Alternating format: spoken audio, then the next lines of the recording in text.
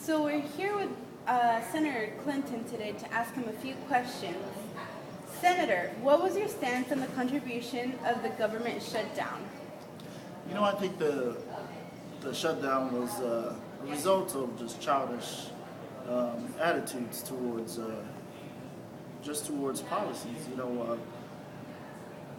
People in Congress did not suffer from the shutdown, but the Americans did. We shut down parks, closed down all the government jobs, and I think that, like I said, I believe it's very childish. So I'm just happy that we're back to normal. We're running things, and let's get this election on the way and vote Clinton, right? So if you were elected, how would you fix the healthcare problem? See, with ACA being implemented, I believe, first of all, I believe America is heading towards the right direction.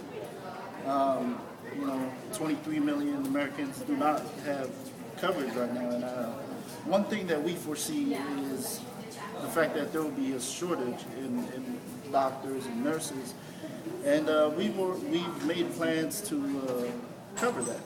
And what we have in our policy proposal for that is an expansion of the Blue and Gold package, which currently applies to UC students who make under $80,000.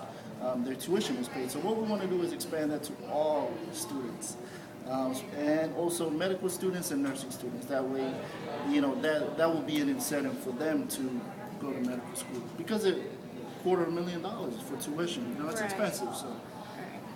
Okay, so we just learned about your poor relief in the Los Angeles area. Oh yeah. If you're elected, what are your terms policy for poor relief in the long term basis? Poor relief. Okay, well, it's funny that you brought that up. Reminds me of good old little Timmy and little Susan. Such a great day. But but in terms of poor relief, most of our policies do target the lower income people of America.